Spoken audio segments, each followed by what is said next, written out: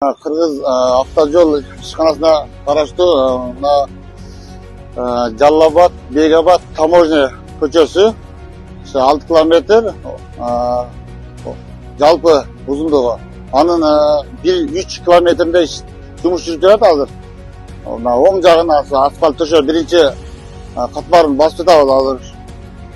Учурда экинчи участкасы 1.6. Ал жерде дагы ошо жолдун астына байланысын шагыл төшөө иштери болуп аяктап калды. Андан кийинки үчүнчү участкабыз 3 километр 1 метр.